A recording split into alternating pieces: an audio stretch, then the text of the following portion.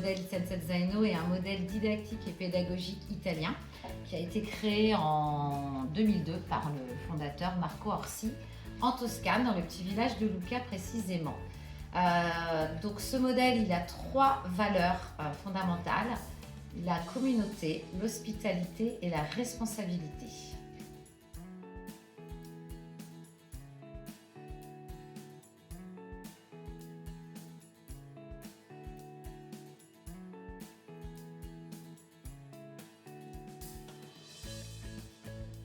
J'ai découvert donc sur un petit quotidien un article sur une classe Senza Zaino dans les Pouilles, en Italie du Sud. Et j'ai donc décidé d'aller faire un stage d'observation là-bas. Je faisais déjà les pédagogies coopératives de Sylvain Connac et j'ai trouvé qu'il y avait énormément de similitudes et des nouveaux points qui m'intéressaient fortement, surtout par rapport aux 3 responsabilités dont je parlais tout à l'heure, avec voilà, l'autonomie dans les apprentissages des enfants, une place de l'enseignant très différente aussi.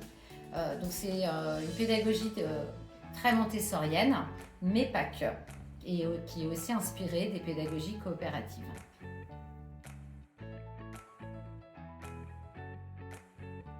Quand on commence le modèle Senza Zaino, on doit d'abord réaménager toute sa classe. Donc là, je vous présente l'Agora. Donc, tous les matins, on se retrouve à l'Agora. Les enfants expriment leurs émotions et disent pourquoi ils ressentent telle ou telle émotion. Après, on commence les ateliers. C'est comme, voilà, on a 5 kilos dans la classe. Il y a une couleur pour chaque kilo. Il y a une rotation des îlots toutes les semaines. Et on commence après les ateliers, donc la rotation des ateliers. Mais là, on fait 3 ateliers de travail. Donc on fait des ateliers de mathématiques et des ateliers de français. Donc il y a un groupe qui est en leçon avec moi ici. On fait une grande table, donc un groupe de 8-9 élèves. Les 2 autres groupes sont en autonomie et ne font pas du tout le même travail. Donc là par exemple ce matin ils avaient un exercice à faire dans leur cahier du jour. Donc c'est toujours mis sur un pupitre. Cet outil est très très utilisé en Italie. Moi j'ai découvert là-bas, les enfants l'utilisent beaucoup en classe pour recopier des poésies ou faire des exercices.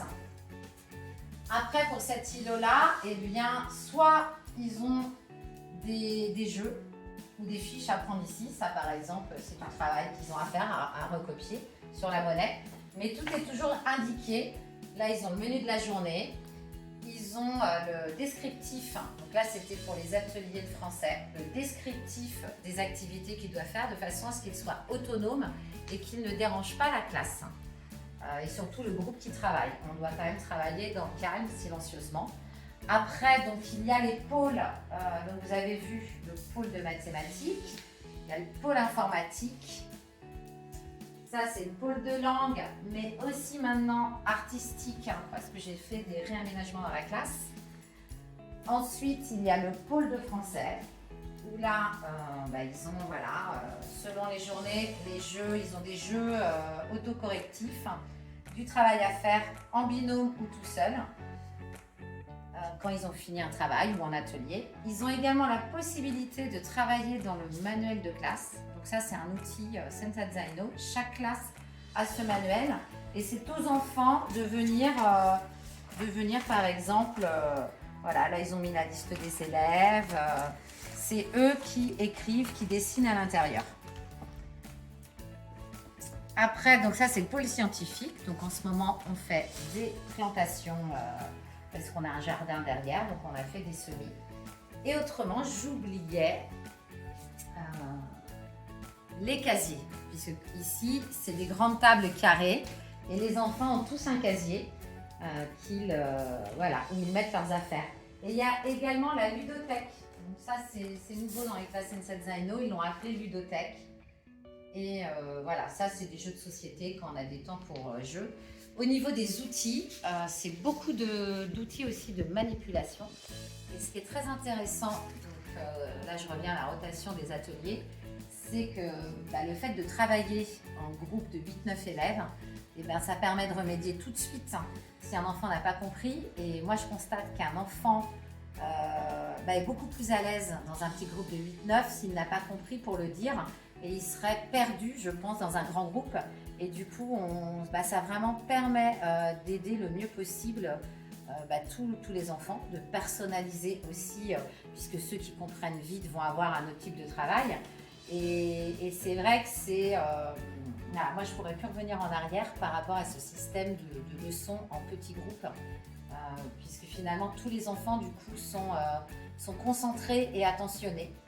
Et on arrive vraiment à voir les progrès de chaque enfant, de connaître aussi leurs compétences, leurs fragilités, et de mettre en place des parcours, des jeux, puisqu'on va aussi différencier les outils. Et c'est vrai que ça permet vraiment de mener chaque enfant dans une dynamique de réussite.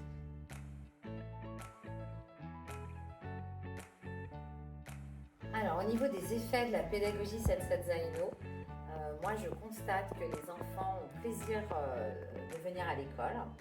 Ils prennent du plaisir aussi dans leurs apprentissages. J'associe un peu ce modèle à une slow school, dans le sens où on se donne le temps également. Il n'y a pas de stress. On avance tous à notre rythme. On est tous différents, on a besoin d'outils différents. Je constate des enfants qui sont vraiment, qui ont envie de travailler, qui sont investis dans leurs apprentissages, qui gagnent en autonomie, qui prennent des initiatives, qui donnent certainement plus de sens aussi à leur apprentissage, qui sont acteurs de leur apprentissage, qui sont modélisants puisqu'ils peuvent animer des ateliers. On leur donne la parole, ils sont aussi source de projets dans la classe. Et du coup, on forme une belle communauté d'entraide, de coopération.